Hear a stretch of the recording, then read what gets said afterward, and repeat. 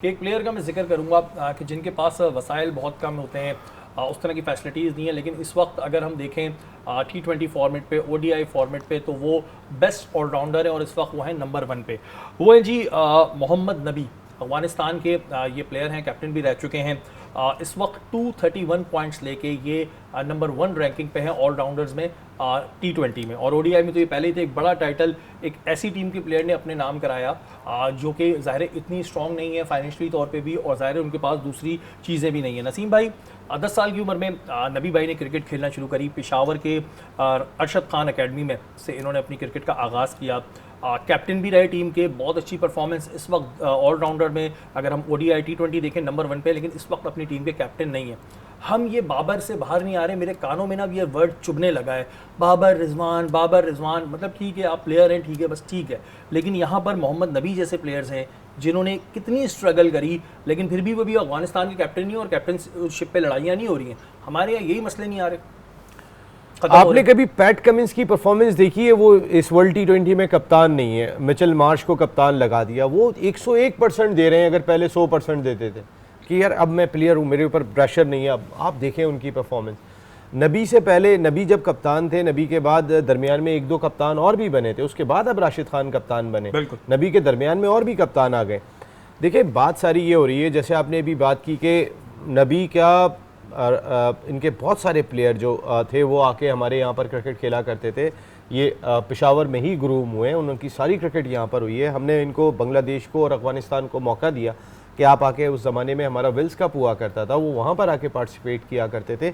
हमने इनकी क्रिकेट को बनाने में बड़ा इंपॉर्टेंट रोल प्ले किया, और आज ऐसा लग रहा है मुझे कि अब हमें अपने लोगों को सिखाने के लिए शायद अफगानिस्तान भेजना पड़ेगा। अफगानिस्तान की परफॉर्मेंस इतनी इम्प्रूव कर गई है अगर कंपैरेटिवली हम दिखाई दें यहाँ पर। देखिए हमने रिसेंट पास में अफगानिस्तान से जो मैचेस जीते हैं उनमें कभी आसिफ अली ने 4 छक्के मार दिए, कभी नसीम शाह मार के चले गए। हमारे बैटर्स ने, हमारे बॉलर्स ने तो मैचेस जिताए नहीं है उनके खिलाफ कि कमांडिंग पोजीशन से। वो वर्ल्ड कप में हमें मार के चले गए इंडिया में। वो तो सारे काम करते हुए दिखाई दे रहे हैं। उनकी क्रिकेट आगे जा रही है, हमारी क्रिकेट पीछे आ रही है। मैं वाकई में ये बात कह रहा हूँ कि कल ऐसा ना हो कि हमें अपने स्पिनर्स को सिखाने के लिए राशिद खान के पास भेजना पड़े। क्योंकि मुझे याद है पिछले सीजन में किसी में आपने बताया था कि ये जो मोहम्मद नबी थे, राशिद खान थे, ये असगर अली शाह स्टेडियम में आके सोया करते थे, रहा करते थे। आपने कितने करीब से देखा है इन प्लेयर्स को? इनकी स्ट्रगल के हवाले से मुझे थोड़ा बताइएगा कि कितनी स्ट्रगल इन्होंने की है। देखिए मैंने इनकी सूरत हाल ये देखी है। एक हॉस्टल है असगर अली शाह क्रिकेट स्टेडियम का। डॉक्टर मोहम्मद अली शाह मरहूम को बहुत शौक था क्रिकेट का, और वो कोशिश किया करते थे कि उनके टूर्नामेंट में नई नई चीज़ें दिखाई दें, और इसी वजह से वो इंटरनेशनल टीम्स को बुलाते थे।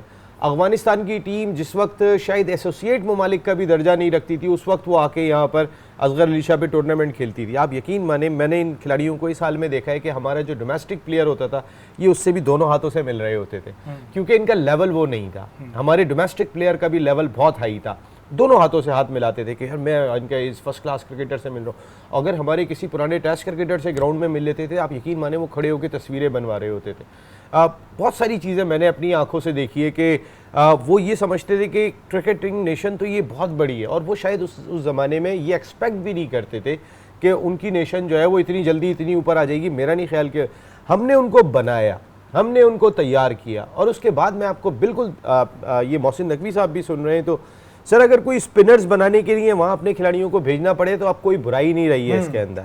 अब शायद हमें अपनी क्रिकेट सीखने के लिए दोबारा से अफगानिस्तान जाना पड़ेगा। हम इस मैच पे आ गए, आपका कसूर नहीं है, आप तो अभी आए, लेकिन अगर आप सही नहीं कर सके तो आपका सबसे बड़ा कसूर होगा। 2010 एंड 2011 में अफगानिस्तान की टीम राशिद लतीफ़ क्रिकेट एकेडमी में आई हुई थी, वहाँ पे प्रैक्टिस करी थी, और उस वक्त उनको कोई भी नहीं जानता था। हमारा वुमेंस का वहाँ पे कैंप लगा हुआ था। तो ये बात है 15 ईयर्स में उनकी क्रिकेट इतनी आगे चली गई कि आज वो सुपर 8 खेलेंगे, और पाकिस्तान की टीम इज़ नोवेयर। पाकिस्तान की टीम इस वक्त दांव पे चल रही है, और अफसोस इस बात का होता है कि देखें जी, जो टीम मेहनत करती है उसके लिए चाहे हम कुछ भी कह लें, जब आप मेहनत करते हैं तो वो कहते हैं ना, जब चांद निकलता है या सूरज चढ़ता है तो सब देखते हैं। तो ये अफगानिस्तान टीम की इस वक्त में एक बड़ी अच्छी अचीवमेंट है, और हम लोगों को तो ज़ाहिर शर्म आनी चाहिए।